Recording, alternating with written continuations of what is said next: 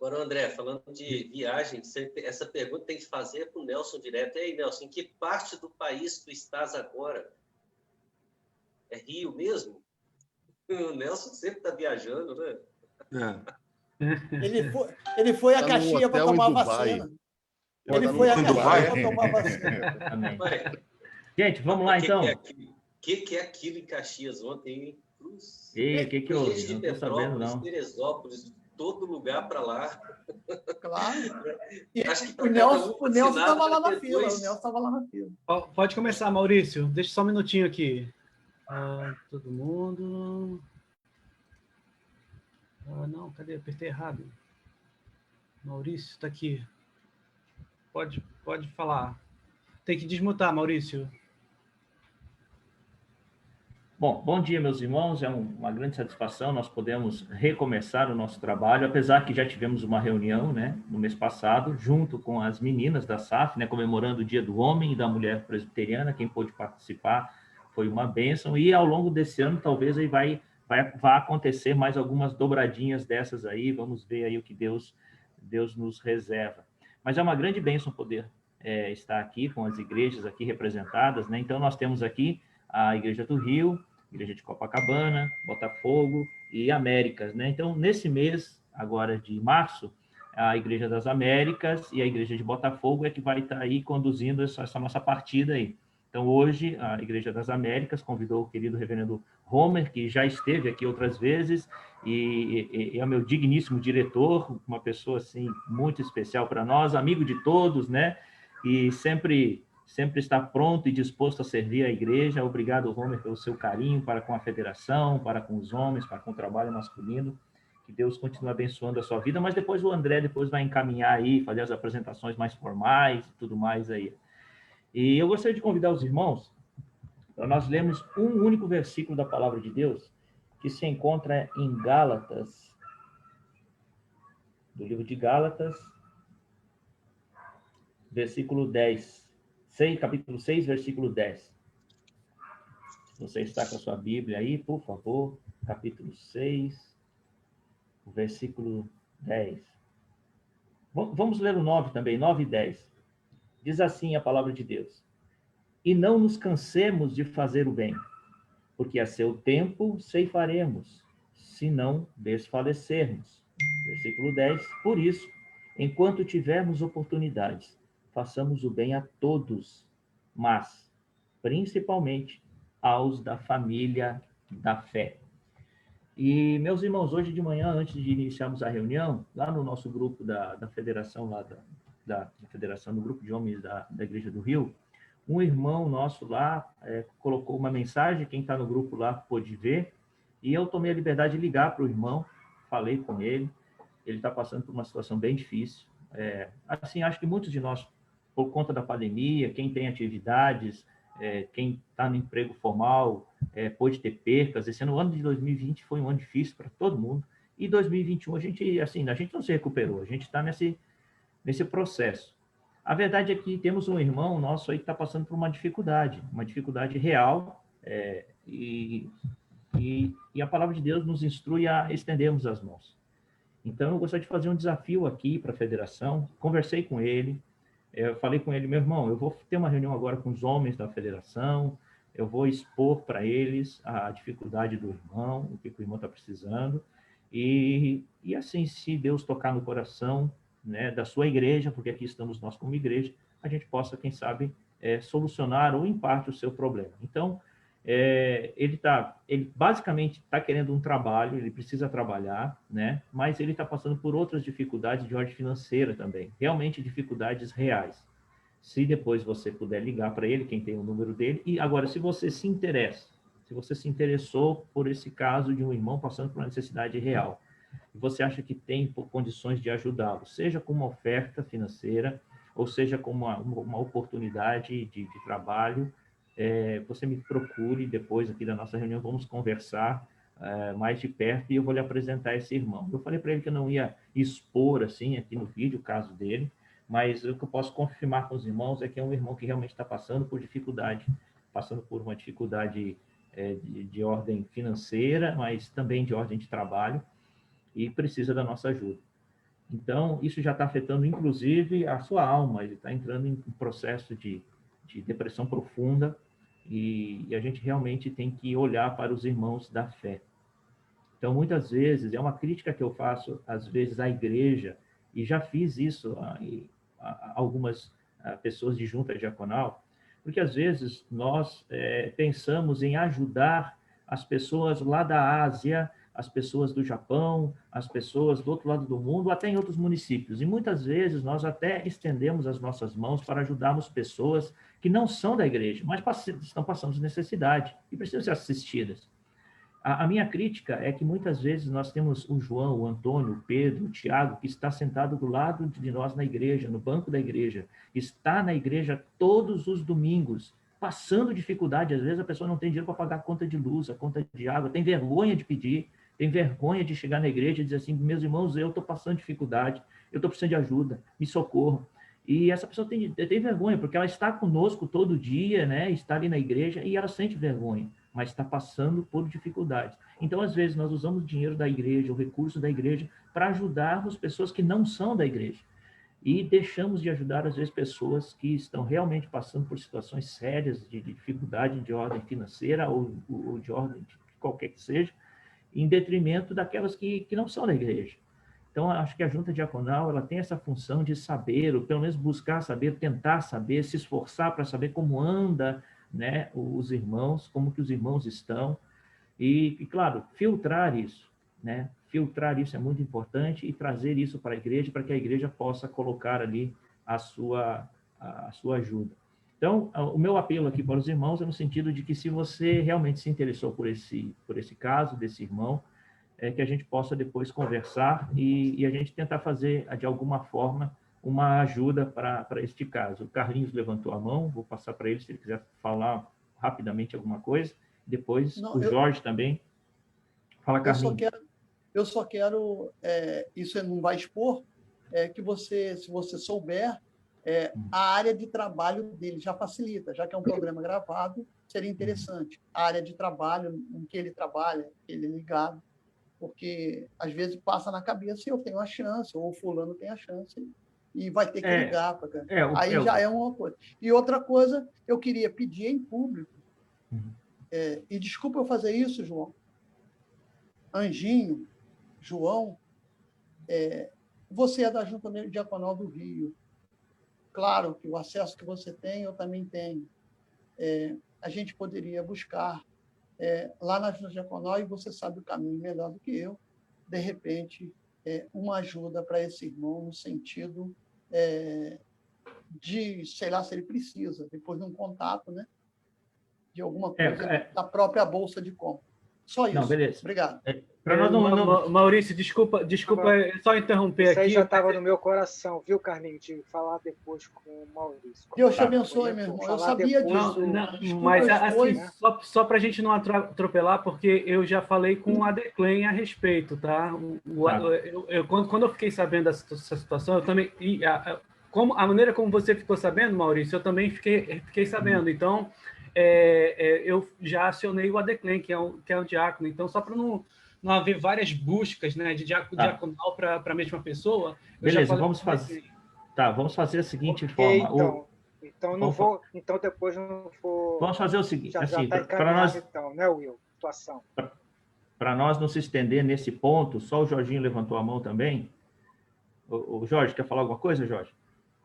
Sim, Maurício, eu gostaria sim. Bom, para quem não me conhece, meu nome é Jorge, né? Sou membro da Igreja Presbiteriana de Botafogo, sou diácono lá,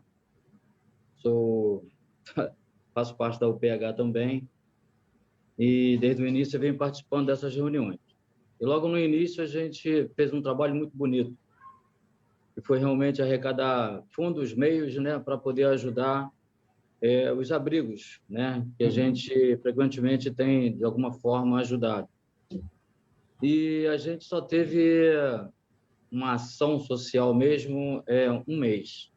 Foi o mês de abril, ano passado. E de lá para cá a gente não conseguiu fazer mais nada. Eu não sei se os irmãos perceberam a minha ausência. É claro, minha ausência não foi por causa disso, foi mais por causa de trabalho, né? Eu entrei em outras outras frentes de trabalho, o Maurício bem sabe disso. Não é uma justificativa plausível, mas é uma realidade que eu estou vivendo e isso realmente demanda mais tempo e tomou um pouco mais do meu tempo. Mas tem uma coisa que dói muito no meu coração, tá? A gente canta louvores, né, a Deus sobre amor ao próximo, as nossas orações, elas são direcionadas para isso, as mensagens, em geral, elas são, né, normalmente direcionadas para isso. A gente abraça nossos irmãos, beija nossos irmãos, eu particularmente recebo os irmãos à porta da igreja. A maioria deles a gente não sabe, claro, né, quando eles não se manifestam, né? Até que eles se manifestem, a gente não sabe da real situação. Tem irmãos que não têm vergonha de se manifestar, né? Ontem eu recebi um telefonema de uma irmã de 80 anos. Ligou para mim dizendo o seguinte: Sarito, ela chama de Sarito, Sarito, eu estou sentindo a sua falta. Está tudo bem com você? Está tudo bem com a sua família? Entende? Por quê? Na igreja hoje a gente está participando quando a gente está de plantão. Quando não está, não vai, para dar espaço para outra pessoa, porque a gente está limitado por culto 35 pessoas. Então, se eu for todo domingo para a igreja, de repente eu tiro a vaga de possibilidade de uma outra pessoa participar. E ela não tem me visto realmente, até porque ela não tem ido à igreja. Mas eu me sensibilizou isso. E eu me cobrei. Eu não tenho feito isso como deveria fazer, né? E quando eu escuto uma situação dessa, um irmão que está passando por uma necessidade, dói muito o meu coração. Porque isso me faz voltar lá no passado, onde eu já comi na calçada porque alguém me deu um prato de comida, onde eu já dormi na rua porque não tinha onde dormir.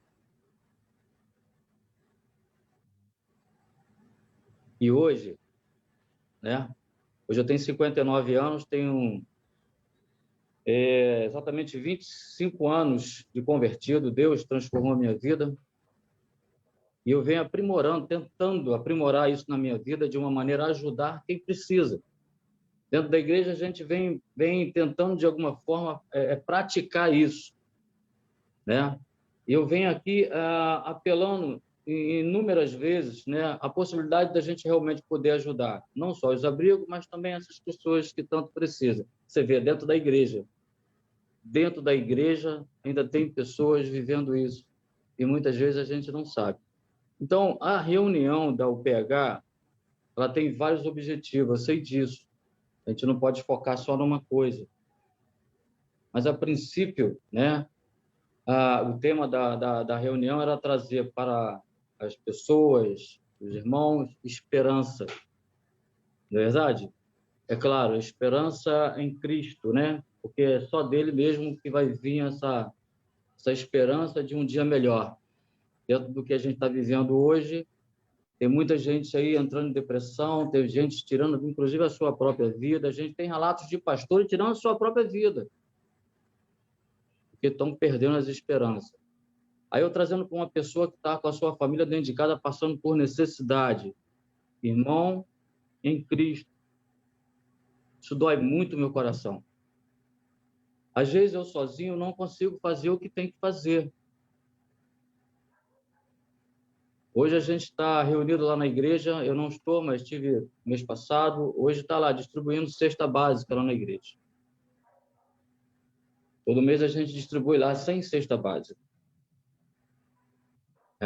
Eu sei que todas as igrejas têm esse trabalho e têm feito esse trabalho, tá? Não é só a minha igreja. Mas é um trabalho que eu gosto de fazer e como houve aí esse relato, essa informação, eu estou tentando falar em cima desse, né, pegando um gancho em cima disso. As reuniões, para mim, se ela não tiver também esse propósito, sinceramente, ela não tem muito valor. Então, irmãos, se a gente não tiver algo mais para fazer aqui nessa reunião, e olha que a gente estava começando no início, a gente aqui, nessa reunião, a gente está alcançando um número muito maior que quando ele é presencial. Então, a gente consegue alcançar mais pessoas. Eu costumo dizer o seguinte, se a gente pegar um caminhão de barro na porta de casa, caminhão, um basculhante, cheio de barro, para botar para dentro, eu sozinho vou levar uma semana. Se a gente juntar a igreja, a gente faz num dia. Então, se a gente se juntar, a gente pode levantar essa família aí, ó. Não vamos ficar esperando a igreja fazer. Às vezes a gente coloca essa responsabilidade para o presidente da junta diaconal, para o pastor, para a SAF. Às vezes a SAF até abraça o nosso trabalho, o trabalho que é nosso. Infelizmente ou felizmente, né, é a sociedade que mais trabalha na igreja. Isso é antigo, né? E às vezes tem SAF que abraça todo o trabalho dentro da igreja, abraça o trabalho da junta diaconal, da UPH e de outras sociedades. Isso é uma realidade. Ninguém pode dizer que não. Então, irmãos, está aí um apelo. Isso realmente corta muito meu coração, porque eu já vivi isso. Eu sei o que é passar necessidade dentro de casa. Eu sei o que é morar na rua, dormir no banco de praça, comer numa calçada porque os outros deu. Então, eu fico me colocando no lugar dessa pessoa lá, ok? Então, que a nossa reunião ela seja mais produtiva nesse sentido, que a gente possa se reunir mais, se juntar mais, mas com esse propósito. O abrigo de grupo de jovem lá, 63 pessoas, reduziu para 20 pessoas porque não tem como sustentar as outras pessoas. Dispensou as pessoas, foi para casa, porque não tem como sustentar as pessoas que lá precisam ficar. E a gente está aqui. Amém. O abrigo presbiteriano também tem as suas necessidades. Graças a Deus, Deus tem lá sustentado também. O lar samaritano tem gente morrendo lá dentro de fome. Dentro do aluno lá está morrendo de fome. Não está tendo condições mais de pegar. Eu estou aqui, de alguma forma, até exagerando, tá? Mas não deixa de ser realidade, não. Porque eu tenho ido lá. Há muito tempo não vou. Há um ano não vou lá. Tá? Mas eu tenho acompanhado pessoas que trabalham lá dentro. Ontem, por exemplo, a gente estava preparando uma pessoa para levar lá no abrigo jovem, um viciado. E a gente falou lá com a proprietária, a dona Silvia. A dona Silvia falou, Jorge, eu não estou mais recebendo ninguém, porque eu não tenho condições de botar ninguém aqui. Mas eu vou aceitar o seu pedido, mas a gente precisa fazer alguma coisa. Então, está aqui o meu apelo também, juntamente com o Carlinhos, juntamente com o Maurício.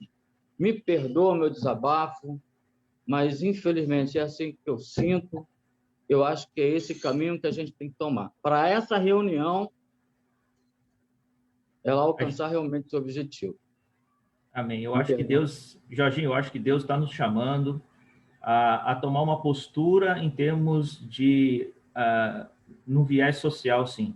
Né? Eu acho que a gente tem que fazer alguma coisa a nível de federação, não a nível de junta diaconal, a nível de igreja. É esse o seu relato.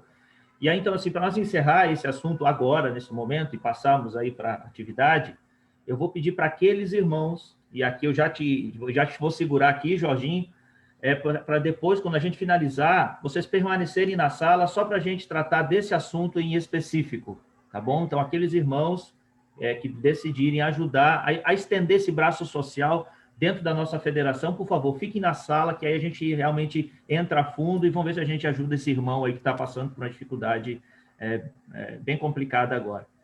Meus Desculpa, irmãos... Maurício, eu Oi. insisto, você não pode, se você souber, é claro, falar o que ele faz, a profissão dele, isso não vai expor, mas vai ajudar. Não, mas vamos falar depois, na hora que a gente for realmente aquelas pessoas que forem se envolver no trabalho, tá? Tá jóia. Então, sim, meus irmãos, é com muito prazer que a gente tem hoje aqui conosco, né, o reverendo Homer, mas eu gostaria também de passar a palavra rapidamente para o irmão Luiz Augusto. Meu irmão, bom dia, obrigado pela sua presença aqui. Eu vou falar que eu não lhe conheço, mas o presbítero Gilson aqui já comentou alguma coisa aqui no grupo. Se o senhor quiser falar alguma coisa, se apresentar, meu irmão, é um prazer tê-lo aqui conosco.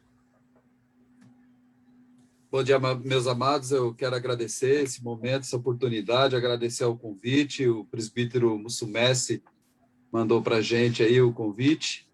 E é uma oportunidade eu conseguir participar nesse momento, né, visto que a gente tinha várias coisas para fazer, mas Deus abençoou e hoje está chovendo muito aqui em São Paulo. Acabou que eu fiquei tendo tempo. Consegui ganhar um tempo Para quem não me conhece, sou o presbítero Luiz Augusto Gonzaga, sou vice-presidente da Confederação Nacional de Homens Presbiterianos, né, na região Sudeste, e eu fico muito feliz em poder participar desse momento. E eu vi o reverendo Homer, né? Vamos ver o que ele vai trazer para nós aí hoje de conhecimento, né? E a palavra de Deus, ela é suficiente em si mesma, mas os homens escolhidos por Deus, os profetas, falarão aos nossos ouvidos. Deus abençoe a todos, irmãos. Eu estou à disposição. O Mussumessi tem o Nelson Mussumessi tem o meu contato, e o Gilson, e aqueles que quiserem ter contato comigo, falar alguma coisa, poderão falar. Depois a gente conversa. Depois eu não vou poder me estender muito tempo aqui, mas eu vou pedir para o Nelson ou o Gilson para me passarem aí essa questão aí do irmão que está precisando, tá bom? Deus abençoe a todos e vamos aprender um pouco mais da palavra do Senhor. Amém. Meu irmão, obrigado. Um abraço à nossa Confederação Nacional, que do ano passado, o ano todo trabalhou conosco aí, esteve presente, fizeram presente aqui. A gente se sente abraçado aí pela Nacional. Esse ano nós vamos mudar o tema. O ano passado o nosso tema foi Semeando Esperança, né? E todo mundo, até a gente comentou essa semana durante um pouco aí, que até ficou uma característica do nosso encontro, né? Que meio que se confundia, né? O nosso encontro de federação com o nosso slogan, né? Ou com o nosso título, né? Que nós demos, né? De Semeando Esperança, né? Mas esse ano a gente mudou mudou o nosso tema, né? Nosso tema foi Semeando Esperança no ano passado, e esse tema desse ano é diferente, né? É oportunidades em tempos de mudança. O mundo está mudou, né? Inclusive para a igreja, todo mundo sofreu isso, tem sofrido, mas também tem aprendido. E Deus é um Deus de oportunidades, e quanto mais a nós cristãos agora. Então, esse ano a gente vai trabalhar com essa temática, oportunidades em tempos de mudança. E aí, a gente traz hoje a Igreja das Américas, né? E vou passar a palavra ao André Miranda para apresentar o nosso querido preletor aqui da manhã. André, está contigo, querido. Bom dia, meus irmãos. O nosso preletor desse dia, ele dispensa a apresentação, né? Acho que a maioria de nós já conhece o reverendo Homer. Ele conquistou, na verdade, a Igreja das Américas com a sua doçura, sua família querida também. E a gente percebe que o homem, quanto mais ele conhece o Senhor, quanto mais ele aprende, mais amoroso ele fica. Então, a palavra de Deus é isso. Quanto mais você se aproxima dele, mais você adoça. E é isso que tem acontecido com o reverendo Homer, uma doçura de um homem, de uma alegria. E ele não se importa em dividir o conhecimento dele com a igreja. E é o que ele tem feito. Nas segundas da palavra, ele tem dividido com a gente o conhecimento dele, que realmente... as aulas dele que são cada dia melhores, os temas e tudo. Então, eu vou passar a palavra para ele, porque a gente já esticou muito e a gente acaba bebendo menos, né? Entendeu? Então, a gente não pode reduzir o tempo dele, deixar ele à vontade. Então, reverendo, seja muito bem-vindo ao nosso grupo. Muito obrigado, mais uma vez, por ter aceitado o nosso convite. Sempre nos honra muito a sua presença, viu? Deus o abençoe. A palavra é sua. André, obrigado, viu? Eu vou colocar um alfinetezinho aqui para ser enxou demais aqui para esvaziar. Mas eu gosto de falar, principalmente na frente, quando vai dar aula, né? Eu digo que quando você tem alunos nota 10, é fácil ser professor. E quando a gente está cercado de pessoas dóceis, amáveis, pessoas que nos conquistam com facilidade, é fácil receber esses elogios, mas é o convívio, né, que a gente tem. E eu dou graças a Deus pelo carinho, a amizade, e acho que foi desde o início, né, André? A gente, desde o início, batendo papo, quando ainda estávamos lá no clube ginástico, e assim também com a igreja, e também com a nossa Federação de Homens, a nossa Sinodal do Rio, né, que sempre de forma tão carinhosa nos dá essa oportunidade eu falei com o André assim, André, essa semana para mim está meio complicada, não no sentido de quantidade de tarefas, mas no sentido de possibilidades, né? Nós estávamos numa reunião do presbitério que começou numa quarta para terminar no sábado, e na quarta-feira da outra semana, dessa semana, a gente não sabia se ia terminar ainda, né? E várias possibilidades. Mas, graças a Deus, as coisas agilizaram e deram tudo certo. Mas é uma alegria muito grande poder estar com os irmãos de novo. Não pude estar no último encontro de missões do Sínodo, né? Infelizmente, eu falei assim, vou tentar entrar para se conseguir a conexão, mas infelizmente nem a conexão para entrar eu não consegui ter onde eu estava, né? Mas, irmãos, vamos lá. Em primeiro lugar, que seja um ano assim realmente desafiador, desafiador. Eu tenho uma teoria de que muitos dos nossos problemas acontecem porque a gente não sabe a técnica de pegar um ônibus. Você sabe qual é a técnica de conseguir pegar um ônibus? Alguns falam, né? É colocar o dedinho na hora que estiver passando, né? Saber o caminho dele, itinerário. Eu falo assim, gente, a técnica de pegar o ônibus é ir para o ponto certo antes dele chegar. Se você faz isso, você vai conseguir pegar o ônibus. Eu falo que a igreja ela tem o talento de tentar aproveitar o tempo até o último segundo, e quando chega no ponto, o ônibus acabou de sair. E a gente vai vivendo a história corrigindo os problemas da igreja depois que o ônibus saiu. Então, quando o ônibus sai, o que você faz? Você lamenta, olha para o horário, e o próximo vai ser daqui a quanto tempo? Aí a gente pensa, daqui a 1 hora. Aí a gente fala como igreja. Então, nós temos mais 1 hora para fazer alguma coisa. Sai e vai comprar alguma coisa, e quando volta, perdeu o ônibus de 1 hora depois também, né? Então, eu acho que quando a gente consegue, como povo de Deus, entender o nosso tempo, entender a nossa história e chegar antes do ônibus passar, vamos dizer assim, né? A gente consegue ser extremamente útil para a nossa história.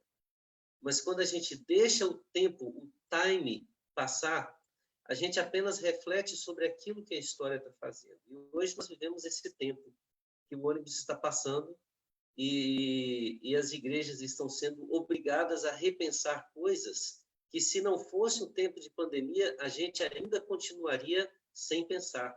Enquanto o mundo ficou totalmente tecnológico, a gente ainda brigava. Eu lembro de uma vez uma discussão muito produtiva que teve entre alguns seminaristas, né? Não foi no Rio, viu, Maurício? Pode ficar tranquilo.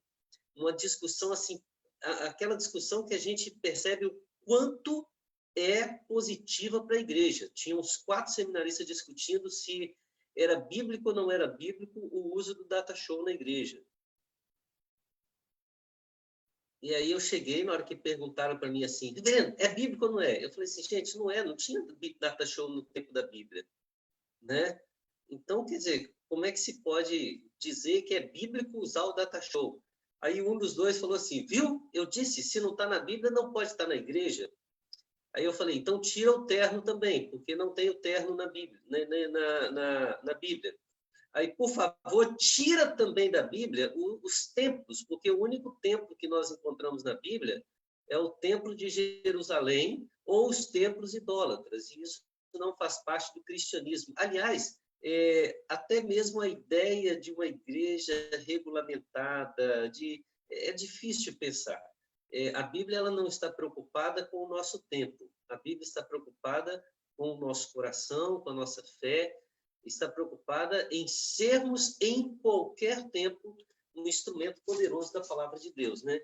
Então, que eu quero começar com alguém que fez um sermão há alguns dias e deixou algumas lições muito interessantes para nós. O tema do sermão dele é assim, os meios necessários e próprios para plantar o reino de Jesus Cristo no Brasil. Alguém já identificou esse sermão? Já identificou, Maurício? Simonton. Ele foi pregado no dia 16 de julho de 1867, um tempo de oportunidade. Ashwell Simonton pregando para o presbitério, na abertura de um presbitério, e ele trabalha isso. Eu queria só ler a parte inicial e mostrar as propostas dele. Ele diz assim: o fim a que nos propomos é vasto e importante, além do que podemos conceber. Todavia, ele é simples e muito bem definido. Pretendemos tornar conhecido o Evangelho e trazer o povo do Brasil a submeter-se a Jesus como seu único Salvador e Rei. Em outras palavras, temos em vista evangelizar no Brasil a paz que é fruto da paixão, morte e intercessão de Jesus Cristo, a fim de que todos os seus habitantes venham a crer nele para a salvação. Pode-se olhar esse trabalho pelo seu lado humano e também pelo seu lado divino. É até necessário considerarmos todo o trabalho feito nesse sentido como, em parte, trabalho nosso, em parte, trabalho feito por Deus. O evangelho que pregamos é uma revelação divina. É da palavra de Deus que tiramos todo o material para nossas pregações, mas ainda a força eficaz para obrar a conversão dos que ouvem vem do Espírito de Deus. Quando se trata de regeneração da alma, Deus é tudo e o homem não é nada. Mas igualmente absoluta a necessidade do concurso dos homens para que qualquer indivíduo da nação se converta. Vós sois o sal da terra, vós sois a luz do mundo. Assim como o Pai me enviou a mim, assim eu vos enviei a vós. Por essas e outras passagens iguais, nosso Senhor declara a necessidade de esforços humanos para que a conversão do mundo seja realizada. Então, em 1867, ele diz assim: todo poder e a conversão e a transformação de vidas só é possível pela ação de Deus. E isso não nos invalida de conhecer o nosso tempo, de conhecer a nossa história e usarmos todos os meios humanos que estão ao nosso dispor para levarmos o Evangelho e anunciarmos a paixão, a obra, a intercessão do Senhor Jesus e levarmos essa paz de Cristo para o nosso país. Ele vai trabalhar alguns pontos. Quais são os pontos que ele considera fundamentais como meios humanos para a evangelização do Brasil? Primeiro, ele diz assim: a boa e santa vida de todo crente é uma pregação do Evangelho. Começa com a nossa vida. Segundo, a disseminação da Bíblia e de livros e folhetos religiosos. Com a nossa vida, nós testemunhamos. Com a disseminação da Bíblia e dos livros, nós criamos uma cosmovisão. Outro meio de pregar o Evangelho ao alcance de todo crente é conversando com seus amigos, conhecidos e vizinhos, trazendo-os ao culto público. Dois aspectos muito importantes que ele coloca aqui. Veja, eu tenho uma vida de santidade, eu levo a palavra para transformar a sociedade e agora eu não me isolo da sociedade, eu vou ao meio da sociedade. Então, aqueles que são transformados por Jesus, eles têm conhecidos, vizinhos, amigos, não crentes, e com eles a gente convive para que aquela palavra divulgada e vista na nossa vida lhes cause impacto para que eles possam desejar e vir à casa de Deus para ouvir a palavra do Senhor. O outro meio, o quarto meio que ele coloca, que é indispensável, é o estabelecimento de escolas para os filhos de seus membros. Simonton era um defensor árduo de que toda igreja deveria ter uma escola. É claro, hoje, na ideia dele, ele pensava talvez em algumas igrejas nos estados, né? uma distância bem grande. Hoje, se a gente for colocar uma escola em cada igreja, a gente vai ter, às vezes, 2 escolas na mesma rua. Graças a Deus por isso. Como também vamos encontrar lugares em que não encontramos igreja a quase mais de 100 quilômetros de distância de outra. Então, deixa eu só ligar meu...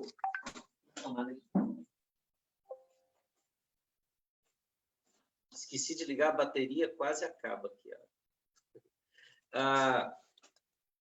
Então, assim, a ideia dele é termos disponíveis para os presbiterianos escolas que possam instruir seus filhos, não somente na visão bíblica, na visão espiritual, mas também na cosmovisão geral, cultural, social. Ele termina dizendo que o resultado do emprego destes meios, também com as forças precisas, dependem de Deus. Não adianta, por mais que tenhamos vida exemplar, distribuamos Bíblias e livros a toda a sociedade, tenhamos convívios e enchamos a igreja com os não crentes para ouvir a palavra, e as nossas escolas sejam as melhores do Brasil, por mais que isso aconteça, se não tiver a presença de Deus nessas situações, não vai ter utilidade nenhuma. E aí ele coloca a parte final na conclusão, dizendo assim, o meio que nós de nos assegurar da presença de Deus é a oração. Eu acho gostosa essa palavra de Simonton, que ele fala assim, gente, vamos inverter a ordem. Tá? A ordem é assim, a nossa vida tem que depender de oração. A oração é um mecanismo essencial para transformarmos o Brasil. Por quê? Porque a oração ela vai nos fazer viver conforme Deus quer. Ela vai nos fazer ter um compromisso com a palavra de Deus e não com as nossas estratégias. Ela vai nos fazer chegar mais perto das pessoas que não conhecem Jesus e, ao invés de sermos influenciados, influenciarmos.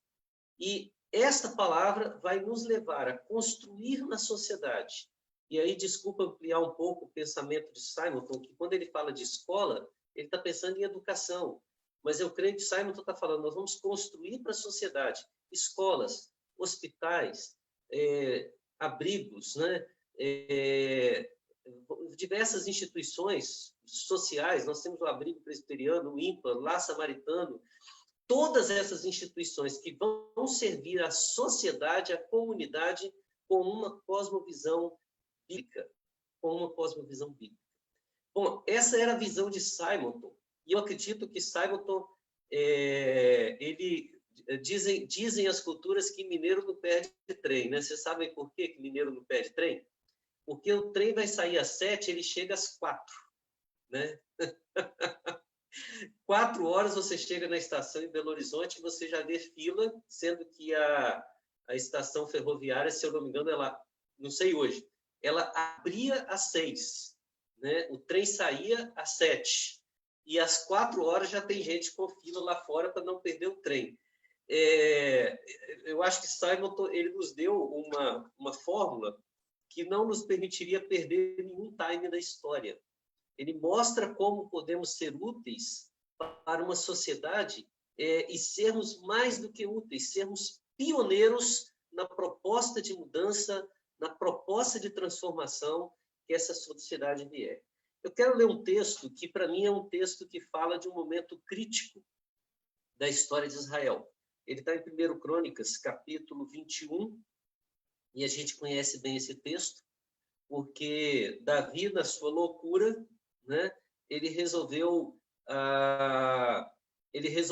fazer um censo para contar, vamos dizer assim, Davi resolveu fazer a avaliação da sua popularidade, aquele general de guerra, aquele homem conhecido, aquele que causou inveja em Saul quando as mulheres, né, gritavam, Saul matou seus milhares, Davi, porém, seus 10 milhares. Então, ele agora quer ver a sua popularidade e manda fazer um censo. E mesmo sendo advertido pelos seus ministros a não fazer isso, ele insiste, faz, e o resultado é que isso desagradou a Deus, e veio uma grande tragédia sobre Israel, uma peste que se estabeleceu sobre toda a nação. Gente, olha só, isso é daquele tempo, não tem nada a ver com hoje, tá? Não tem nada. Não temos nenhum problema de governo, não temos nenhum problema de pandemia, nada, mas aí a grande solução, versículo 7, tudo isso desagradou a Deus e por isso ele castigou Israel. Então Davi se dirigiu a Deus dizendo, cometi um grande pecado ao fazer tal coisa. Mas agora peço-te que me perdoes a iniquidade, do teu servo, porque eu fiz uma grande loucura. E quando chegou no finalzinho, Natan vai conversar com Deus, Gade vai conversar com Deus, e tem todo o diálogo, No versículo 17, Davi falou para Deus: por acaso não fui eu quem mandou contar o povo? Eu é que pequei e fiz esse mal. Mas essas ovelhas, o que fizeram? Ah, Senhor meu Deus, que a tua mão seja contra mim e contra a casa de meu pai, mas não contra o teu povo para castigá-lo. A minha proposta, irmãos, é que nós, ao invés de cobrarmos que na nação se levante esse Davi de coração contrito, esse Davi que está arrependido e falando: Senhor, caia sobre mim, não sobre minhas ovelhas, que a gente se levante, que a gente se lembre que foi esse próprio Davi que causou a praga, né? Mas nós podemos ser aqueles que se levantam e intercedem como Davi e fazem a diferença na história. O mesmo Davi que levantou e causou o castigo é o Davi que agora se levanta e pede a Deus que esse castigo caia sobre ele. E não devemos esquecer que Deus deu a ele 3 oportunidades, né? Você quer que o castigo caia sobre o seu povo, sobre o seu reinado, né? Ou sobre você? E ele escolheu ele ser a última opção. E quando ele vê o que está acontecendo com o seu povo, ele se volta e pede a Deus que o peso caia sobre si. Então, assim, nós como igreja precisamos mais do que nunca ser aqueles que se levantam clamando ao Senhor, para que a oração nos faça colocar em prática aquelas propostas de Simon e podermos ser agentes de transformação nesse país. Agora, como que a gente pode fazer isso hoje, né? Vamos pensar nos nossos dias. David Bosch é um missiólogo, e eu gosto muito da literatura. Ele escreveu o livro Missão Transformadora, que, se lê no estágio, na introdução, ele já fala para a gente uma história interessante. As pessoas perguntam: você está falando da missão que é transformada ou da missão que transforma? E ele coloca que o termo em inglês, né, Transforming Mission, ele tem essas 2 utilidades. A ideia dele é uma constante reflexão na prática da igreja, que enquanto missão ela transforma o mundo, mas à medida que o mundo se transforma, o mundo transforma a missão. Aí nós vamos ter um grande problema na área teológica, porque existem alguns defensores de que a transformação da missão deve transformar a teologia. E outros acreditam que não, a missão não transforma a teologia. A missão ela é transformada pelo contexto, mas a teologia nunca muda. E nós temos uma visão bem complicada quando a gente define a palavra teologia. Eu gosto de pensar que a teologia é um triângulo, tá certo? Um triângulo. Ele tem uma base que é chamada exegética. Significa que nada que possa ser teológico, que nada pode ser teológico sem que o fundamento seja extraído da compreensão da palavra de Deus.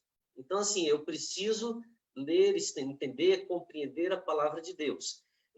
Quando o fundamento exegético não é o que suporta e sustenta a nossa teologia, nós vamos ter um fundamento que pode partir das nossas ideias, um idealismo, e isso vai ser extremamente complicado, porque a palavra de Deus, muitas vezes, ela mexe completamente com as nossas ideias. Não é muito fácil acreditar que Deus é trino e a gente pode se relacionar com cada pessoa de forma individual e as 3 são um só. Essa questão não bate bem. Então, algumas pessoas resolveram mudar a base exegética para criar bases ideológicas, né?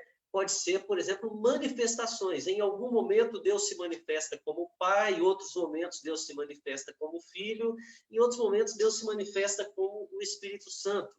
Ou, de repente, vamos mudar uma ideia. Não, o Pai é a autoridade máxima. O Filho é aquela autoridade mediana. O Espírito Santo é o menor dos 3. Tudo isso são ideias que a gente coloca para explicar o que a gente deveria simplesmente entender e aceitar pela fé. A palavra de Deus é o nosso fundamento, não são as nossas ideias. Então, a primeira coisa que eu vejo uma igreja que cada vez mais procura fundamentar as suas ideias para fazer a missão, e para isso precisa mudar a teologia. citando palavras de um pastor que recentemente abalou o mundo, né? Abalou o Brasil, por apenas uma afirmação, e eu acho que a gente nem precisa falar, só de dizer isso, todo mundo já começa a dar um sorrisinho e já sabe de quem que eu vou falar, né? Segundo ele, a Bíblia precisa ser atualizada, né? Olha só, se nós, Simon Todias, é da Bíblia que nasce toda a nossa pregação, todas as nossas fontes. Se tudo parte da palavra de Deus, ela é a única que não pode ser atualizada, certo? Mas o estudo bíblico, o estudo exegético, a base, esse fundamento, ele pode nos fazer repensar algumas questões no aspecto sistemático, tá certo? Então, o que não pode ser alterado. Vamos colocar nossa teologia em prática aqui. Nós temos os nossos símbolos de fé. Eu gosto dessa palavra, né? Esse gente sempre pergunta para os seminaristas e quais são os símbolos de fé da igreja, principalmente quando estão chegando no seminário, né? No presbitério. Eu gostaria de fazer duas perguntas. A primeira me fala sobre a tulipe. E a segunda quais são os símbolos de fé da igreja? Aí uma vez me responderam assim, olha, eu sei que é aquela sarcinha que parece um repolho, o outro eu não sei. Me deu uma vontade de... Assim, o cara estuda... O cara faz um seminário para dizer que o símbolo de fé da igreja é aquela sarcinha que parece um repolho. E ainda erra, né? Os nossos símbolos de fé são as nossas confissões, né? A confissão de Westminster, o breve catecismo, o catecismo maior. Agora, veja bem, estas são organizações sistemáticas da nossa fé. Se algum item dos nossos símbolos de fé estiverem em desacordo com a Bíblia, quem deve ser atualizado? É doloroso, né? A gente, às vezes, machuca o coração para dizer... Pode falar, Maurício. Os símbolos, né? Exato. Mas dá uma dor, né? Porque, às vezes, a gente está mais apegado aos símbolos de fé do que à palavra de Deus. Mas a gente tem que tomar cuidado com isso. Não se muda um símbolo de fé, a não ser que ele claramente seja oposto ou fira a palavra de Deus. Agora, vamos lá. Eu fechei dois lados do triângulo, né? O fundamento exegético, a exposição sistemática, mas se ficarem só esses dois, não tem teologia. Ela precisa fechar esse triângulo, e para fechar o triângulo, ela precisa ser prática. Não adianta, por exemplo, eu declarar a Trindade se eu não consigo ver o Deus Trino na minha vida, no dia a dia.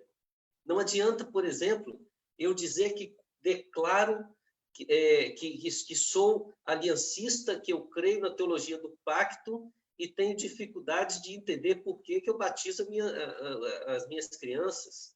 Eu não consigo entender, por exemplo, como que eu creio na doutrina da predestinação e não possa viver como um predestinado. É exatamente esse aspecto que entra no lado prático. A teologia prática, ela é a aplicação desses conhecimentos sistematizados através do estudo da palavra de Deus na minha vida. E a minha vida muda. Nosso contexto muda. A nossa história muda. Colocar essa teologia em prática no século XVI é diferente de colocar no século XIX. E nas nossas últimas décadas, a cada década ele se mostra diferente. Eu recebi uma vez uma postagem, né, da pessoa dizendo sobre a decadência musical a partir da década de 50. E aí ele foi colocando qual eram as músicas mais tocadas no mundo todo, desde a década de 50 e até os dias atuais. E ele colocou dentro do romantismo, né, as músicas românticas. E você começa a ver a preferência de cada década e você começa a entrar em desespero. Existem músicas seculares de alguns anos atrás que, se deixar, você toca na igreja hoje, na hora do culto de domingo à noite, e a pessoa vai ter certeza absoluta que é evangélica. que é cristã. Aí você fala, gente, naquela época, então, as músicas eram inspiradas na Bíblia. Não, é que nos desviamos como igreja a tal ponto que aquilo que assustava há 50 anos se torna hoje quase como um motivo de adoração. Então, a gente tem que pensar nesse aspecto. Eu não estou, por favor, não estou colocando assim música crente, música não crente, não. Acho que existe música de adoração e música como arte, né? Mas a arte está entrando em decadência e a igreja está se deixando levar pela decadência porque está chegando no ponto de ônibus toda vez atrasado. Bosch ele vai falar que uma das palavras mais importantes para a nossa teologia, então, é a palavra crise. E crise não pode acontecer com respeito à Bíblia, essa já não é do Bosch, né? Já estou trabalhando em cima dele, e nem na nossa sistemática. A crise tem que existir na nossa prática, no nosso dia a dia, no nosso convívio. A questão é, precisamos entrar em crise para poder dar um passo. Aí vem o problema. Bosch vai dizer que na língua japonesa, né, a palavra crise ela é formada por duas outras palavras, são os caracteres, né? Como se ele pega uma palavra, coloca outra palavra ao lado e junta as duas, significa crise no alfabeto em japonês, ela é formada pelas palavras perigo e oportunidade. Então, Bosch define crise como o ponto de encontro entre o perigo e a oportunidade. No momento em que os dois se encontram, você tem uma crise. É mais ou menos quando você chega num determinado local e tem duas opções. Você pode ir para cá ou para cá. E você não tem mapa, o GPS não está funcionando, você está sozinho no carro, olha para todos os lados, não tem ninguém para te dar alguma orientação e você está completamente desinformado, você para e descobre que você está em crise. O que é isso? Você pode escolher o caminho que vai te levar para o lado errado ou pode escolher o caminho que vai te levar para o lado certo. Então, a crise, na visão dele, é aquele momento em que você se encontra diante da decisão mais certa que se pode tomar ou diante da decisão mais errada que pode se tomar. Eu creio que nós vivemos um tempo de crise como igreja e vivemos um tempo de crise em que a gente quer sair logo. E Bosch vai nos dizer que esse é o nosso grande problema. Quando a gente está em crise, a gente quer saber, quer tomar uma decisão rápida, quer agir rápido para sair daquele momento de crise. Mas a gente esquece que Provérbios 19:2 diz assim, ó, não é bom proceder sem refletir e peca quem é precipitado. Em outra versão, não é bom agir sem pensar.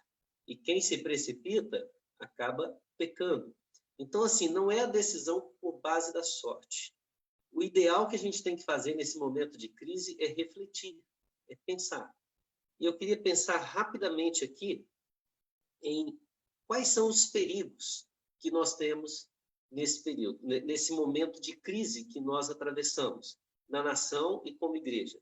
Eu quero trabalhar 3 perigos. O primeiro perigo que eu vejo é o perigo do desequilíbrio, tá certo? Nós vivemos tempos de extremo desequilíbrio. Vamos dar um exemplo. Na comunicação, ou nós corremos o risco de falar muito ou corremos o risco de falar pouco. Nesse tempo, deixa eu colocar isso, ou nós nos tornamos uma igreja que vai para a mídia e a gente está experimentando isso, como é terrível, né? A gente tem que se manifestar sobre tudo, manifestar sobre todos, todos têm que saber para que a igreja está nesse mundo, e a gente tem que pôr publicação, tem que divulgar, afinal de contas o povo de Deus não pode ficar calado, e a gente tem que conquistar o nosso espaço, defender a nossa lei, nossos direitos, então a gente fala demais, ou a gente se cala, né?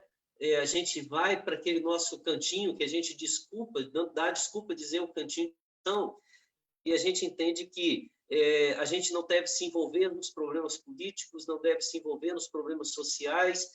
O que está acontecendo no mundo é problema deles, não é da igreja. O dever da igreja é dobrar os joelhos, é orar, é jejuar, é clamar.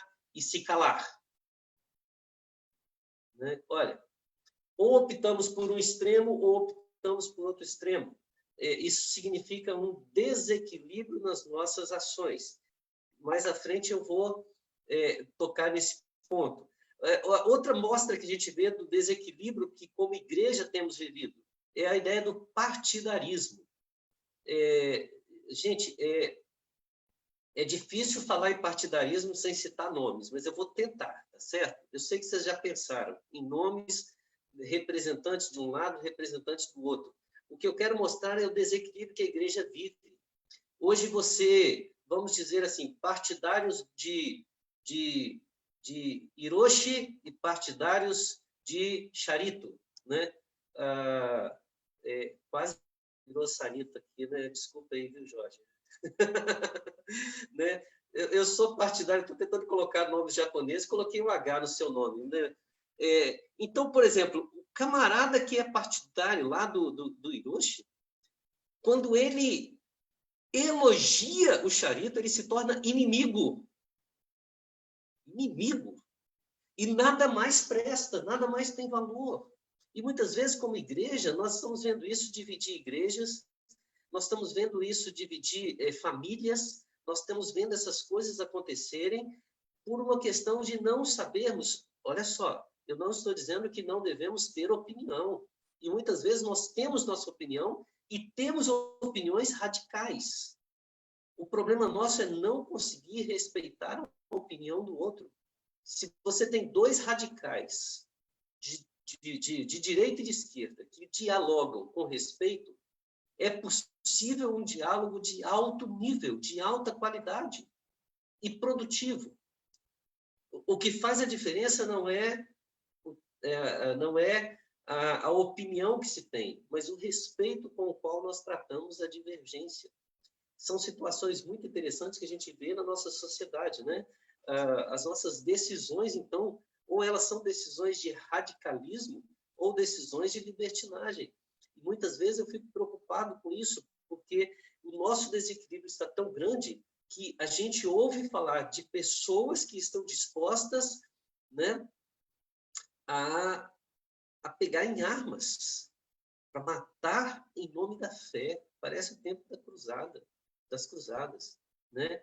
Eu vi estava assistindo uma série recentemente e num determinado momento da série havia muita confusão, muita briga e sempre se levantava um motivo para discussão para matar alguém. Então, de repente, um desses se levantou e disse: hoje ninguém morre. Hoje ninguém morre aqui. Nem que para isso eu tenha que matar alguém. Né? Eu fiquei pensando naquela situação. Como é que esse negócio, hoje ninguém morre, nem que para isso eu tenha que matar alguém? Nós temos vivenciado esse desequilíbrio na igreja. O Evangelho de Jesus, ele está sendo procurado para inverter aquele papel. O meu posicionamento ou o meu compromisso missionário, seja eu de qual ala for, tá certo? E eu quero pensar em alas ideológicas, eu quero pensar em alas de conceitos sociais, mas também espirituais. Eu estou pensando nas minhas convicções doutrinárias. A gente tem ouvido, tem percebido cada vez mais igrejas se levantarem com disposição de defender o que pensam a ferro e fogo. E, por outro lado, nós temos visto a libertinagem total. A ideia também de que não interessa, não importa, o culto pode ser de qualquer forma, o importante é que Deus se agrada de mim. Então, o que acontece? O primeiro grande perigo que nós temos no nosso tempo é fortalecer esse desequilíbrio. É tornar o cristianismo ou fazer com que a igreja seja vista na sociedade como aqueles que falam mais do que deviam ou se calam, como aqueles que são ligados à direita ou à esquerda.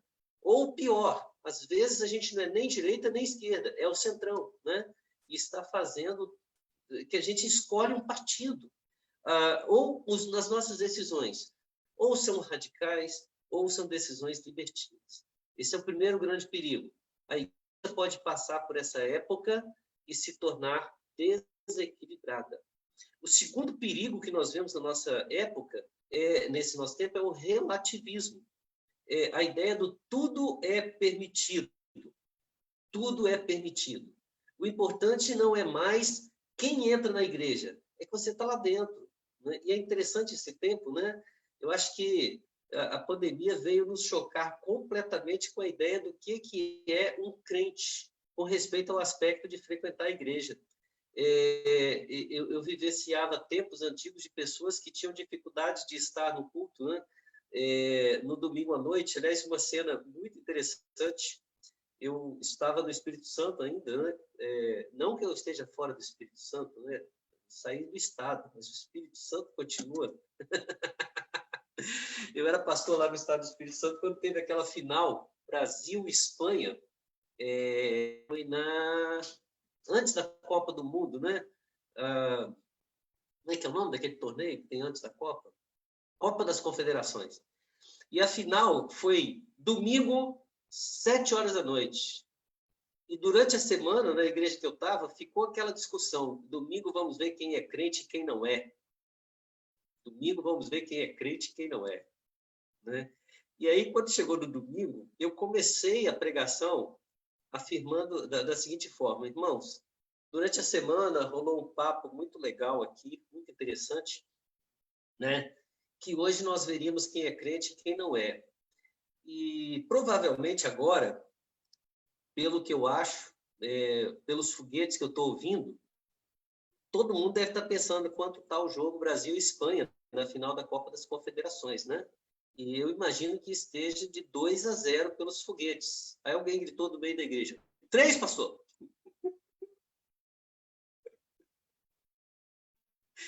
Ele quase acabou comigo, porque eu ia ficar sem graça de dizer o que eu estava para dizer, né? Aí eu falei assim: irmãos, eu fico pensando em quantas vezes a gente julga o coração dos outros sobre este ponto. Fulano de tal é diácono da igreja e está em casa porque fez uma cirurgia, não pôde vir. Fulano de tal é diácono da igreja, é presbítero da igreja, está trabalhando hoje.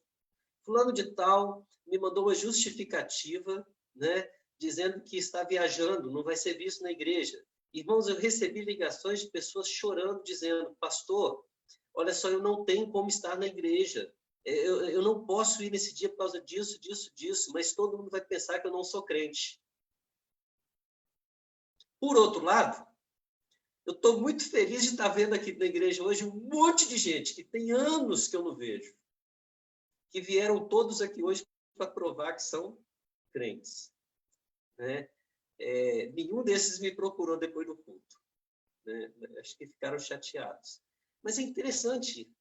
Hoje não depende mais de estar na igreja ou de não estar. E a gente já está descobrindo até que alguns daqueles irmãos que não podiam estar na igreja são dizimistas fiéis. Irmãos, tem igrejas que cresceram a arrecadação.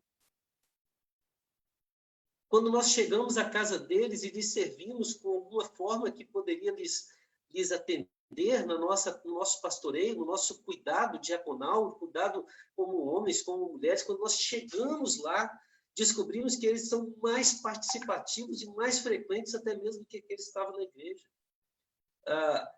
Veja bem, a nossa relativização, ela se torna um perigo porque a gente acaba colocando como importante aquilo que nós sentimos. Então, nós sentimos que o ideal é estar dentro da igreja. Vem todo mundo para a igreja. Quem não vem não é crente. Agora, a gente é obrigado a repensar. Por outro lado, todas essas colheitas que podem nos fazer ver coisas boas também podem nos fazer trazer frutos ruins. Porque a partir do momento em que a gente se alia a esse sistema e entende que ele é mais confortável, né? Olha, eu estou vendo muitas igrejas hoje tendo dificuldade de pensar em como vai voltar para o presencial. Porque, no fundo, não é que é uma necessidade, é que está gostando. Né? Por exemplo, eu posso aqui estar com os irmãos bem vestido, não é verdade? Mas só ver daqui para cima. Né? Pode ficar tranquilo, estou de bermuda, estou legal. Né? Mas se fosse no culto, eu tinha que me cuidar um pouco mais. a gente pode ter acesso, né? Nós estamos aqui com o nosso irmão Luiz Augusto, privilégio de tê-lo aqui, estando em São Paulo. Se fosse ter uma reunião dessas presencial, a agenda dele tinha que ser voltada só para esse momento. Então, a gente começa a ver essas coisas e ver que é bom, e a gente começa a relativizar as coisas também. E o relativismo pode vir a ser um grande perigo. Ele pode tirar de nós algumas coisas que não são permitidas, não deveriam ser permitidas. Ele pode colocar o coração como fonte para decidir o que é importante e o que não é, e ele pode tirar de nós a noção do que é certo e do que é errado. A terceira, eu quero usar uma palavra, um neologismo aqui. Eu sei que existe a palavra antropocentrismo, mas eu quero usar a palavra humanocentrismo, tá certo? A ideia é colocar uma ênfase mesmo que um dos grandes perigos do nosso tempo é que o ser humano passou a ser o centro de todas as coisas. O antropocentrismo ele está direcionado à pessoa do homem, mas aqui eu estou querendo colocar a ideia da humanidade, E quando a gente pensa em humanidade, a gente pensa em o ser humano estar no controle e retirar completamente a visão da pessoa ou do ser de Deus. Eu gosto muito das palestras do Leandro Carnal. Para mim, é o ateu mais crente que eu conheço. Acho que só o Boechat, quando estava vivo, era um ateu mais crente que ele, né? Eles falam com propriedades a respeito de itens da religião, de fé, e que às vezes é até difícil acreditar. Parece que eles estão fingindo que são ateus, né? Mas o Leandro Carnal ele tem uma palestra quando ele fala sobre alguns dos nossos limites, e no final ele defende que a gente precisa entender que os protagonistas da história somos nós, e o que colhemos e o que perdemos. Os únicos responsáveis somos nós, os seres humanos. Nós fazemos a nossa história. Muito bonito. Muito bonito. Aliás, profundo, desafiador. Só tem um problema aí. Quem é que saiu da história dele? O agir de Deus. Essa é a sociedade que estamos enfrentando. É uma sociedade que valoriza o humano, e inclusive quando fala de valoriza o humano, ela dá uma caracterização para o que nós somos enquanto enquanto uma unidade somática, ou seja, o que é o ser humano como corpo, mas caracteriza o que é humano nas relações, o que é humano nas decisões, o que é humano nos comportamentos gerais, e a sociedade diz para a gente, esse humanismo, esse humanocentrismo, ele é essencial se você quer viver. Em outras palavras, vamos voltar a Nietzsche. Mate Deus. Deus já está morto, viva sem ele. Né? Vamos criar a ideia do teísmo moderno, do ateísmo moderno. Né? Deus não existe, mas a figura de um Deus é importante para o nosso equilíbrio. Então, crie o seu, aquele que melhor se adapta à sua realidade. Esses são os perigos do nosso tempo. Temos uma igreja desequilibrada, relativista e humanocêntrica, fazendo com que todas as nossas decisões, os nossos programas, as nossas atividades, elas sejam direcionadas para atender o que é chamado de humano e não o que é chamado de divino, né? Teocêntrico. Entender que nossas ações têm que atender às nossas expectativas e não atender à expectativa de Deus. Em outras palavras, uma igreja altamente religiosa sem crer na existência de um Deus. Esses são os nossos perigos. Agora, quais são as nossas oportunidades nesse tempo? Eu quero trabalhar os mesmos tópicos. É o que o Bosch propõe. Né? Porque se o perigo é o desequilíbrio, veja bem, eu estou no ponto e eu tenho duas opções, correto? Eu estou colocando a opção do perigo. Se nesse momento não soubermos agir, nós vamos nos tornar desequilibrados, relativistas e humanocêntricos. Porém, a crise está aqui. Eu posso tomar atitudes diferentes.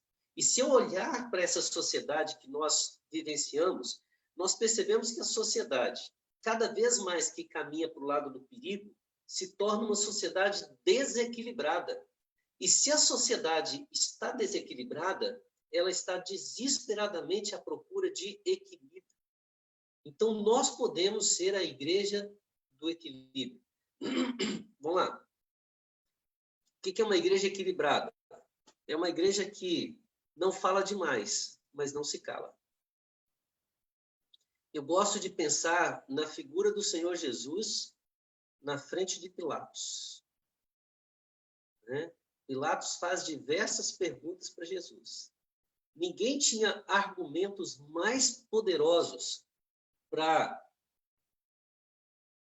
provar a sua inocência do que Jesus. E ninguém ali tinha mais interesse em absolver Jesus do que Pilatos. Concordo? Pilatos quase implorou Jesus. Fala qualquer coisa. Se eu achar que você é inocente, se eu achar que a sua palavra é um pedido de defesa, eu te inocento aqui. E Jesus soube falar as palavras para fazer a vontade de Deus prevalecer. Em todos os instantes. Ele soube falar não o que Pilatos queria ouvir, não o que os discípulos queriam ouvir, e me perdoe aqui o exagero, nem o que o seu próprio coração queria falar. Porque lá no Getsêmani, com o Pai, na oração, ele disse, se possível, passa de mim este cálice. A gente precisa ser uma igreja que na oração tem que falar tudo o que pensa. Irmãos, eu fico imaginando como que seria a nossa oração se a gente invertesse o papel. Falasse para Deus o que a gente quer falar com o próximo e falasse para o próximo o que a gente quer falar com Deus. Seria muito diferente. Essa é a igreja equilibrada. Imagina uma igreja que não vai deixar de ser partidarista nunca, mas saiba ser respeitosa nas relações. Ela entende que alguns irmãos são tendenciosos à direita, outros são tendenciosos à esquerda, outros são tendenciosos ao centrão. Mas é direito de cada um opinar politicamente, mas o que nos une é o sangue de Jesus. Então, na igreja não se fala de partido político. Nas nossas conversas, a gente não tem que discutir. E outra coisa, esse negócio de o irmão faz um elogio do outro partido, imediatamente a gente começa, né? Deixa eu usar, já que a gente está no PH, vou usar o Will aqui, né? O Will vai, por acaso, sem querer, diz assim, poxa, eu gostei muito da decisão tomada pelo prefeito fulano de tal. Aí começa a aparecer aqui mesmo, hashtag Will fala besteira. Desculpa aí, Will. Né? Quer dizer, como assim? Vamos já começar? Não, por que eu não posso respeitar, opinar? Inclusive virar assim, você gosta dele? Eu não gosto. Deixa eu te dizer por quê. E aí depois a gente termina, vamos tomar um caldo de cana com um pastel de queijo, gosta? Né? E falar do que mais nos importa, que é o Evangelho e a presença de Jesus. Isso não nos afasta. Precisamos ser uma igreja que mostre equilíbrio. Equilíbrio nas questões ideológicas. Eu não preciso concordar com o mundo. Eu sou bíblico, né? E aquilo que a palavra de Deus define, eu sigo e obedeço. Isso não significa que eu tenho que ter desejo por aqueles que têm opiniões diferentes na ideologia e dizer que eles têm que ser maltratados, têm que ser... eu tenho que defender a lei, né? Defender os meus direitos, a minha opinião, a minha visão pela lei maior. A minha lei maior é a palavra de Deus. Mas a igreja precisa aprender a ser equilibrada, a ser equilibrada. Aliás, irmãos, o equilíbrio traz a paz. E a paz faz com que pessoas que são radicais contra o Evangelho, elas queiram conhecer Jesus muito mais do que uma atitude radical de nossa parte. Uma sociedade desequilibrada está procurando equilíbrio, que sejamos a igreja que oferece esse equilíbrio ao mundo. uma sociedade relativista, ao contrário do que se pensa, ela está desesperadamente à procura de padrões. Zygmunt Bauman, ele fala que a sociedade ficou líquida, né? Eu gosto muito disso, a minha formação técnica é metalurgia. E é muito legal quando você pega a ideia do líquido. O que é o líquido? O líquido é o sólido derretido. É isso. Eu acho que o Bauman ele foi muito bom em fazer a leitura de uma sociedade líquida, mas eu acho que nós estamos caminhando mais para uma sociedade gasosa do que para uma sociedade líquida, porque a sociedade líquida ainda tem forma. A nossa sociedade está perdendo até a forma. Mas o fato essencial é que, dependendo do ponto de fusão desta sociedade, qualquer sólido que for jogado nela derrete. Se você colocar uma pedra de gelo em uma água, o gelo vai sumir, a água não vai congelar, né? Agora, por exemplo, se você pegar uma caneta sólida e colocar dentro de um copo d'água, não vou fazer isso, que eu estou bebendo água aqui, a caneta nunca vai derreter. No máximo vai estragar, porque o ponto de fusão para derretê-la é maior. Irmãos, a minha questão no meio disso tudo é, a sociedade que nós estamos vivendo, ela derreteu todos os padrões, mas será que o nosso padrão ele não é capaz de suportar a temperatura da sociedade e se manter sólido no meio dessa sociedade líquida? O que nós estamos questionando é o nosso padrão, ou estamos diminuindo a temperatura necessária para a fusão do que nós chamamos de nossos padrões.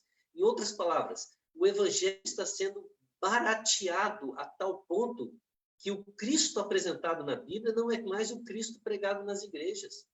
As doutrinas que nós anunciamos ao mundo serem as doutrinas do cristianismo não são mais aquelas que são ensinadas na Bíblia. E isso me preocupa, por exemplo, hoje, até mesmo as nossas formações teológicas. Cada vez mais a gente está zelando por formações teológicas que atendam o meu nicho de mercado, a minha vontade particular. E com isso a gente vai esquecendo do evangelho, da teologia que nasce de um estudo bíblico que nos provoca, nos choca, nos leva a uma reflexão, nos obriga a ver o que nós não queremos ver, né? Deixa eu dar um exemplo para vocês, né? No meu primeiro ano de seminário lá em Belo Horizonte, a gente fez uma programação através do nosso Grêmio, e eu confesso que naquele momento eu falei, meu Deus, será que esse é o seminário que eu vou cursar? Será que vai ser assim? Numa das palestras, era um momento cultural, era uma aula mesmo para todos os alunos, foi levado lá um padre para falar sobre a visão que eles têm sobre Maria, né? E vou te falar uma coisa, o cara defendeu de formas tão intensas que eu falei assim, gente, se a pessoa aqui não tiver muita segurança, ele se perde. Aí, tá bom, beleza, foi. Passados 30 dias, apareceu lá um rabino, né? Aí a gente vai ficando assustado, né?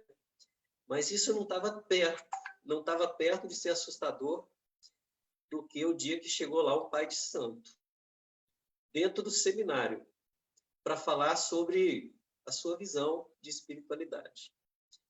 Alguém está assustado aí? Dentro do seminário, a gente ouviu isso tudo? Gente, olha só. Hoje eu estou na direção do seminário e eu fico assim, morrendo de vontade de fazer a mesma coisa. E deixa eu dizer o porquê. Porque talvez nunca a minha fé foi tão fortalecida, e de todos os meus colegas de turma, do que nos momentos que sucederam aquelas palestras. Nós tivemos a oportunidade de ouvir alguém que pensa totalmente diferente da gente. Mas tivemos um mês inteiro de conversas e diálogos que fizeram com que a nossa fé fosse fortalecida. Porque aquilo que eles tinham razão, né, nas argumentações, era discutido dentro da nossa teologia na sala de aula. Os professores se comprometiam a discutir as questões olhando pela ótica bíblica. Então, eu eu perdi o medo naqueles momentos de sentar, por exemplo, uma vez eu fui fazer uma visita à mesquita lá de Belo Horizonte, junto com um colega, conversamos com o porta-voz da mesquita durante quase 3 horas sobre cristianismo e islamismo. E foi muito interessante, assim, aquele papo, uma conversa legal, ele tentando me fazer ser muçulmano e eu tentando fazê-lo se tornar cristão, e saímos de lá com uma amizade. Pelo menos, talvez eu tenha impedido alguma bomba na minha cabeça, né? Não, brincadeira, né? Porque a provocação primeira foi nossa. Nós primeiro mandamos a espada para matar os muçulmanos. Depois eles devolveram com bombas. Então, nós, historicamente, provocamos primeiro. Interessante, né? Essa divergência não fez com que, nas turmas com quem eu convivi, nenhum deles fosse abalado, porque o nosso padrão é muito mais sólido do que o ponto de fusão que o mundo tem.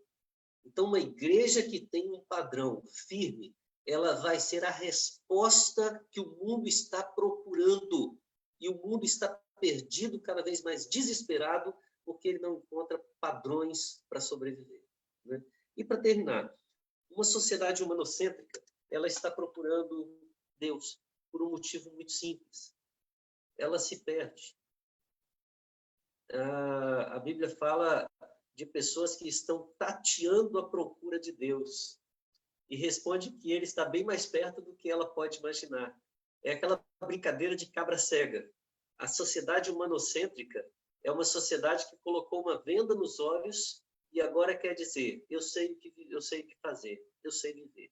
E o resultado que nós temos é uma sociedade totalmente perdida, dando paulada para todos os lados, e chega num determinado momento que ela está desesperadamente gritando: tirem essa venda dos meus olhos. Tirem essa venda dos meus olhos. Esse é o clamor, né? É o clamor da sociedade. A pergunta é: qual de nós está sem venda, a ponto de poder tirar e ensinar o caminho certo? Há alguns anos eu estava assistindo uma aula inaugural do curso uma aula de ética no Mackenzie, em São Paulo, né? E eu não lembro quem era o professor, mas o professor era um ateu. E ele fez para mim uma das definições mais interessantes da palavra homem, antropos. Ele disse que a palavra antropos é aquele que olha para cima. E a partir dessa expressão, ele começou a procurar entender o que é ser humano. Ele fala que o homem é aquele ser que está olhando para cima e procurando alguém que lhe seja superior. Faz parte da natureza humana procurar um superior, alguém que está lá em cima. E ele fala assim: e quem está acima? Bem, na nossa visão cultural, ele diria Deus. E aí ele completou: mas nós sabemos que Deus não existe. Então, o que o homem procura? Ele procura alguém que lhe seja superior. E como Deus não existe, o que ele faz? Ele cria deuses, para que esses deuses possam lhe ser superior e assim ele possa ter uma humanidade desenvolvida. Em outras palavras, ele estava defendendo que a criação de Deus, a imaginação da existência de Deus, desenvolve a nossa humanidade, certo? Eu saí dali dizendo o seguinte: interessante, gente, Calvino falou algo muito parecido. Calvino fala que todo homem tem o chamado sensus divinitatis, que é a percepção do divino. E ele está à procura do divino, à procura de Deus. E aí Calvino vai dizer que Deus se revela a estes homens. A diferença entre a visão ateísta e a visão calvinista é que, para nós, Deus existe. E, para nós, Deus é a resposta que preenche toda a necessidade do nosso coração. Não porque o nosso coração tem um vazio do tamanho de Deus. É porque Deus tem um amor tão grande que é capaz de nos achar, tirar a venda dos nossos olhos e nos levar a uma humanidade perfeita, que é a humanidade que nos faz ter a estatura de Cristo. Nós queremos nisso. Esse é o nosso padrão. A pergunta é, estamos vivendo esse padrão? Podemos levar ao mundo esse padrão? Uma coisa nós podemos dizer, não há como evitar a crise, mas nós podemos refletir e decidir como proceder nesse tempo. E ao invés de sermos uma igreja que caminha para o desequilíbrio, para o relativismo e para o humanocentrismo, nós podemos ser uma igreja que mostra o equilíbrio, que tem padrões claros, e uma igreja que mostra para o mundo que o nosso Senhor, o nosso Deus, é a solução e a salvação para tudo que eles estão procurando. Essa é a nossa oportunidade. Então, a gente escolhe agora na crise. Vamos abraçar o perigo ou aproveitar a oportunidade? Que Deus nos abençoe.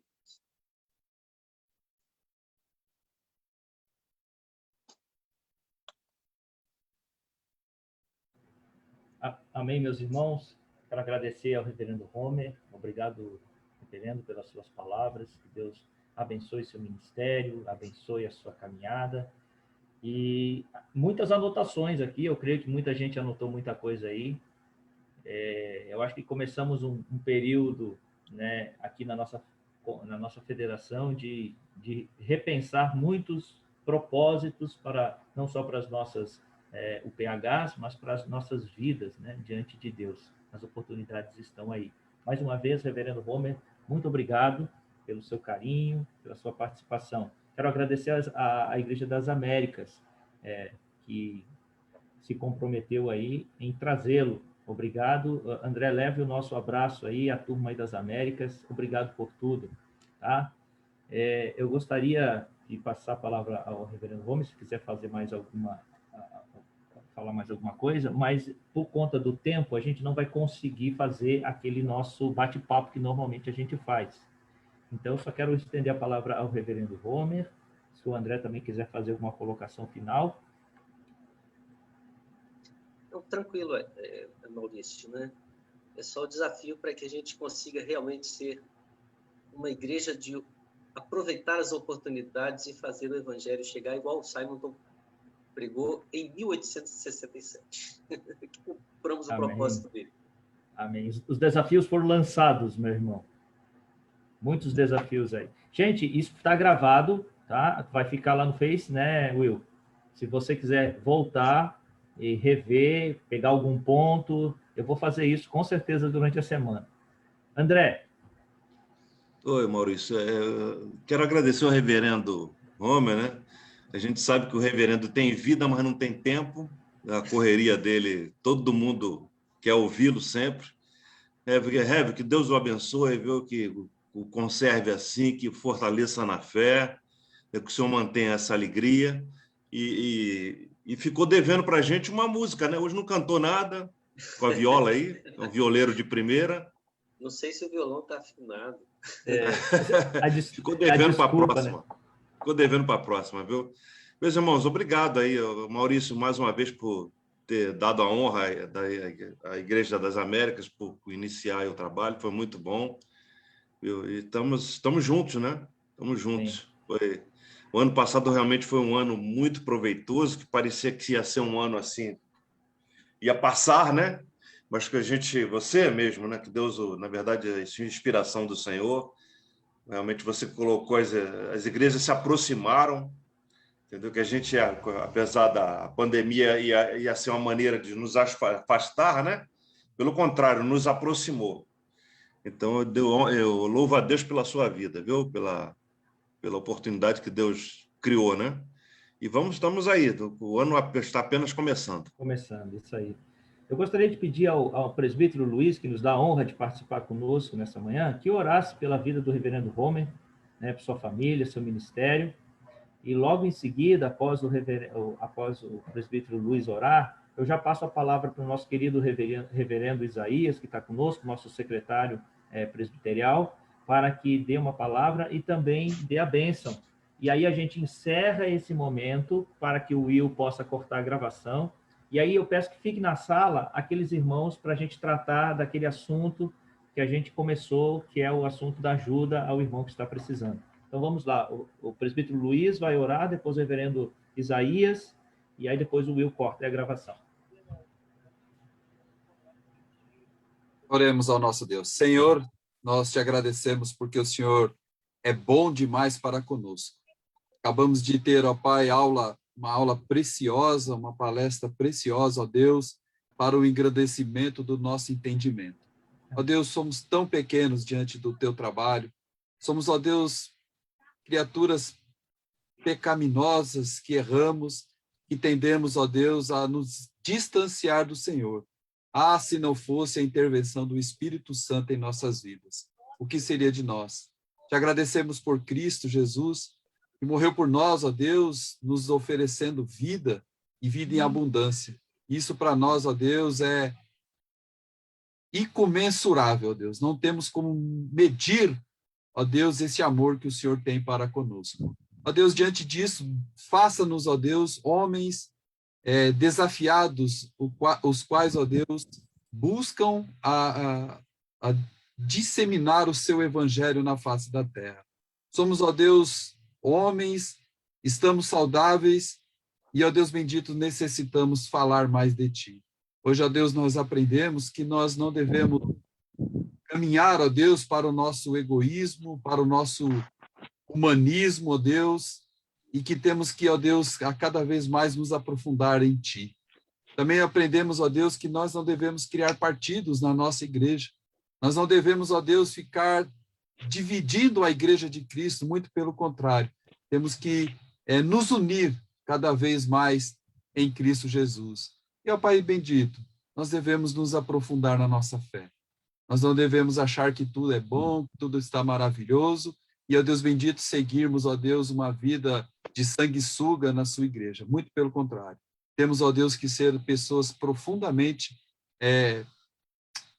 aprofundar, ó Deus, na nossa fé. Devemos, ó Deus, crer mais no Senhor, ler mais a palavra e orarmos. E, ó Deus bendito, fazermos com que a tua palavra seja engrandecida e que nós, a cada dia mais, diminuamos diante de ti. Abençoe a vida do reverendo Homer, ó Deus, seu ministério, que ele continue a ser um servo do Senhor, disseminador do seu evangelho, ó Deus bendito, preocupado com as bases, ó Deus, as quais ele falou conosco aqui hoje, para que, ó Deus bendito, ele seja um homem santo do Senhor, que pregue o evangelho com eficácia.